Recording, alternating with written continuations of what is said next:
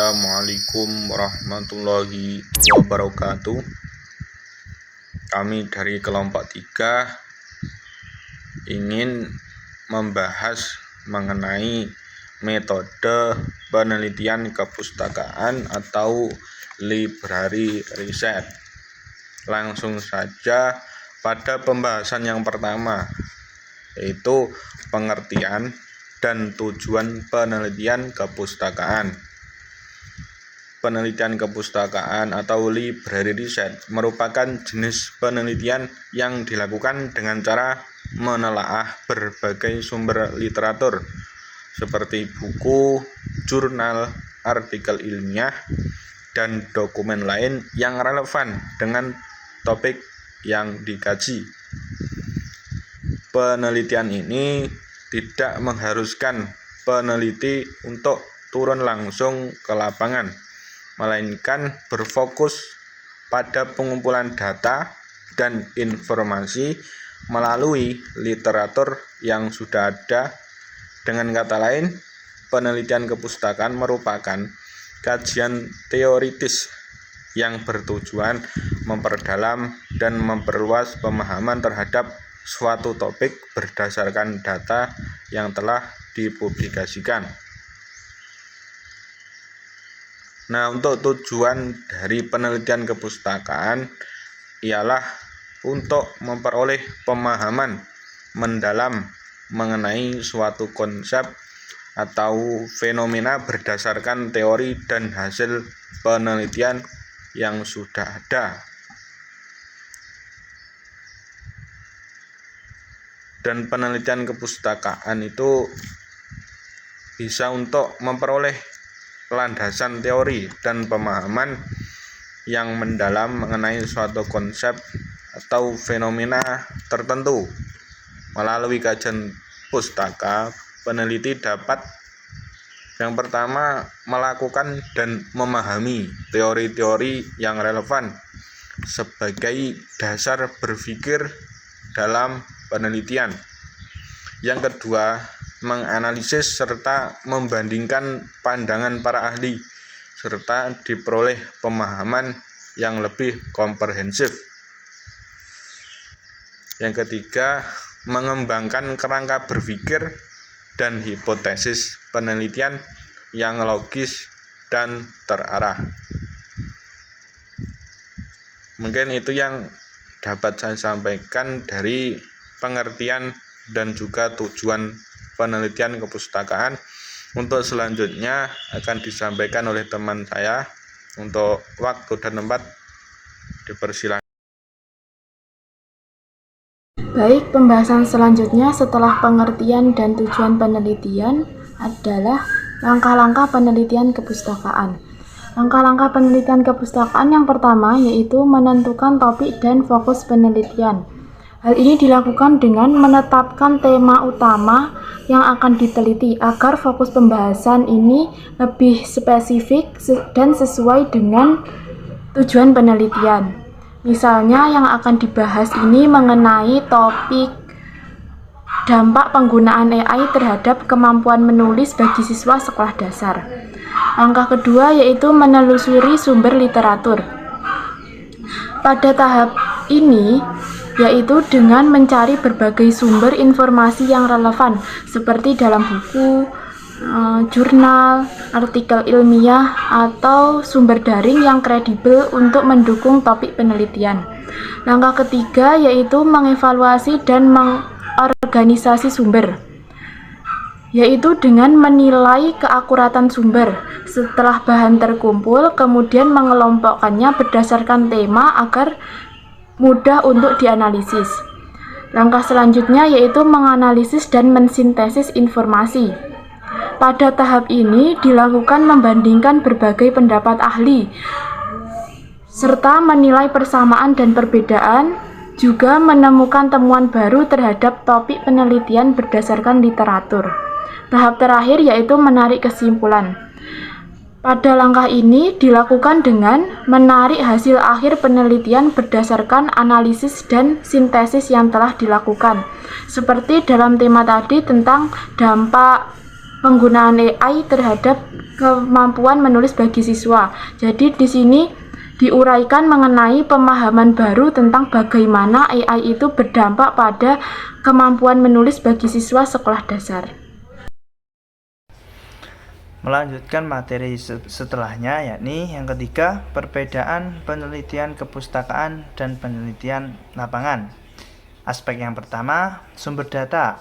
Penelitian kepustakaan menggunakan buku, jurnal, artikel ilmiah, dan dokumen. Sedangkan penelitian lapangan menggunakan responden, manusia, tempat, serta aktivitas yang nyata. Yang kedua, aspek metode pengumpulan. Penelitian kepustakaan menggunakan studi literatur. Sedangkan penelitian lapangan menggunakan observasi, wawancara, serta kuesioner. Aspek yang ketiga, tujuan. Penelitian kepustakaan memperkuat teori dan konsep. Sedangkan penelitian lapangan ini menemukan fakta empiris. Yang keempat, aspek yang keempat, lokasi penelitian. Penelitian kepustakaan menggunakan perpustakaan atau basis data online. Sedangkan penelitian lapangan, lokasi yang nyata seperti sekolah, masyarakat, dan yang lainnya. Selanjutnya, materi yang keempat, kerangka metode kajian pustaka berdasarkan topik penelitian.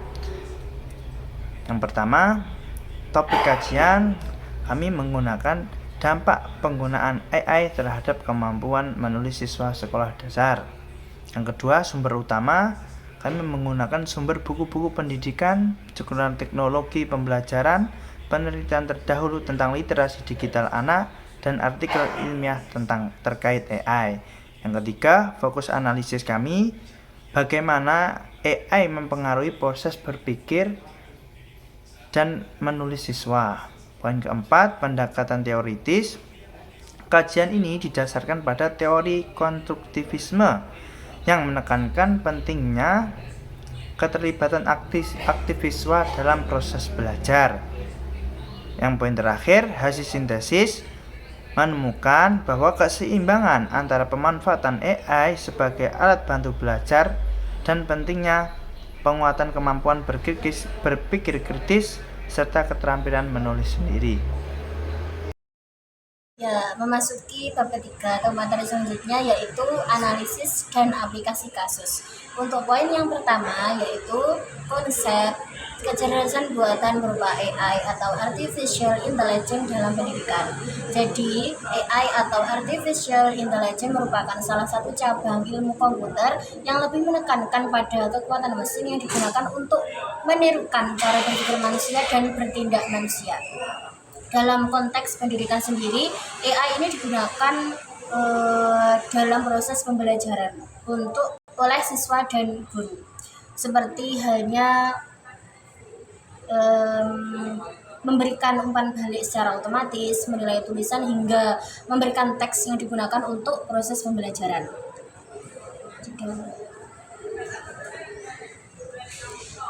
Untuk poin yang kedua yaitu dampak penggunaan AI terhadap kemampuan menulis siswa sekolah dasar. Jadi ada dua dampak. Yang pertama ada dampak positifnya, juga ada dampak negatifnya.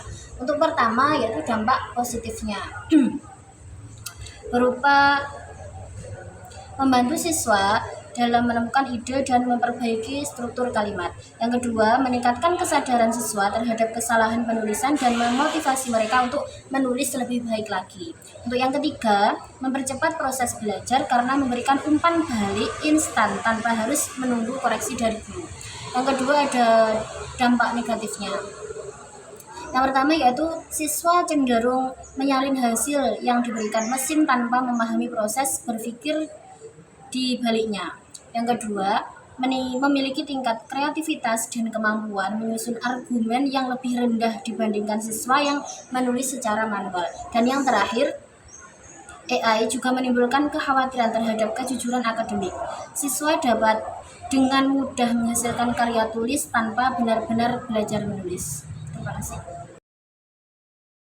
Oke, selanjutnya yaitu analisis berdasarkan metode library.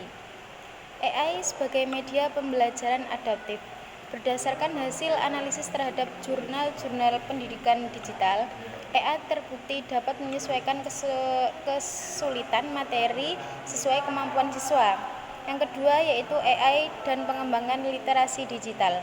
Siswa yang menggunakan AI secara bijak menjadi lebih kritis terhadap informasi dan lebih sadar terhadap proses penyuntingan teks. Yang ketiga, kritik terhadap ketergantungan teknologi. Analisis teori konstruktivisme menegaskan bahwa belajar menulis seharusnya melibatkan pengalaman berpikir dan eksplorasi mandiri.